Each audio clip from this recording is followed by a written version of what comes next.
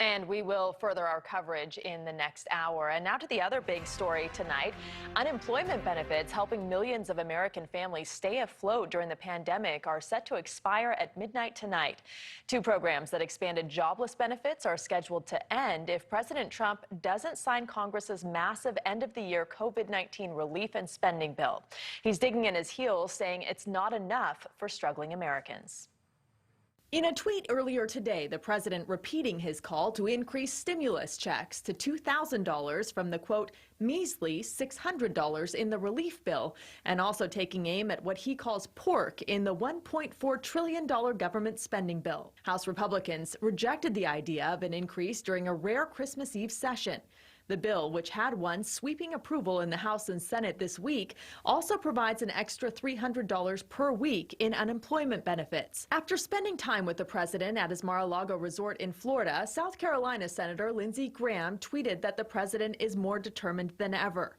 President-elect Joe Biden calling on the president to sign the bill, saying in a statement, quote, delay means more small businesses won't survive this dark winter. And, quote, Americans face further delays in getting the direct payments they deserve as quickly as possible. House Ways and Means Committee Chairman Richard Neal also weighed in, saying, quote, failure to avert this benefits cliff would be devastating for struggling workers and their families. There is another growing concern, an eviction moratorium set to expire at the end of the month. The relief bill would extend that moratorium until at least the end of January. And joining us now to talk more about the day-to-day impact of this stimulus stalemate is Mark Hamrick. He is the Washington Bureau Chief and Senior Economic Analyst for Bankrate.com. Thank you for making the time for us tonight. Good to be with you. Thank you. So how many people will be affected if the special unemployment does not extend past tonight? Well, directly 14 million Americans are set to lose their unemployment benefits that were created under the CARES Act earlier this year. But I would argue the entire country stands to lose if this measure is not signed into law, because economists believe that, for the most part, this is what stands between the risk of another downturn in the first quarter or keeping the economy above water.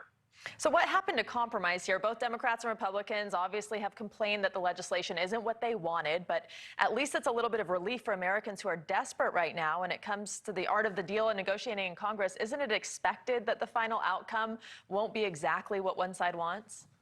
Seldom do we have remarkably elegant solutions coming out of Washington, D.C., not far from where I live, but something is better than nothing, and nothing is unacceptable. And to have 14 million Americans essentially not know how they're going to pay bills as of tomorrow, I would argue, is unacceptable. It's unacceptable to allow the economy to potentially crater again in the coming 3 months when we know that the vaccines are the solution not only to the health crisis, but to a healthier economy. We're so close, and to allow this to happen now is just another bit of heartbreak in a heartbreaking year.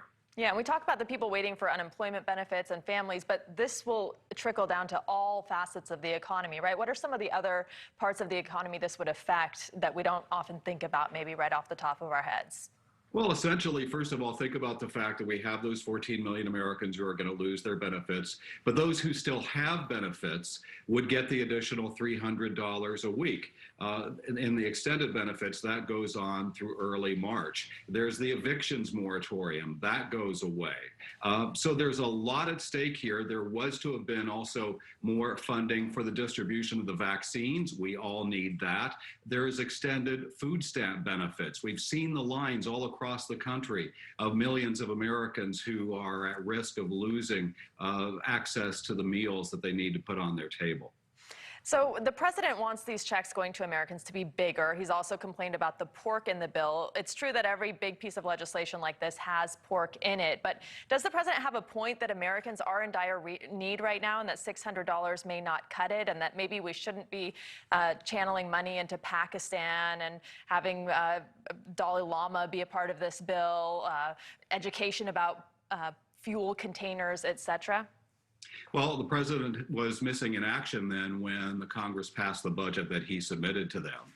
It was his Treasury Secretary who basically came up with the idea of the $600 rather than the $2,000 the president now says he wanted. So where was the president when his Treasury Secretary was negotiating this? It's a little like Lucy and Charlie Brown with the football. The football's out there ready to be kicked. All the president needs to do is sign it. Unfortunately, he's taking the football away. He's taking checks away from Americans. And really, this is going to be the difference between people being able to put food on the table, to stay in their homes or not. So let's end with a little piece of practical advice. In your experience, what's the best way to address the possibility of losing your benefits with your creditors? Well, first of all, you need to make sure that you're not going to lose your benefits, or if you think you are, this is the time to basically be all hands on deck, have an idea about what your budget is, and then make sure that you're in touch with your creditors. If you're going to perhaps miss a rent payment or a mortgage payment, do not go AWOL. Communicate aggressively in a helpful way, but to let people know you're struggling, because you are not alone, and we'll hope that this aid bill does get signed. Mr. Hamrick, thank you very much for joining us tonight. Thank you.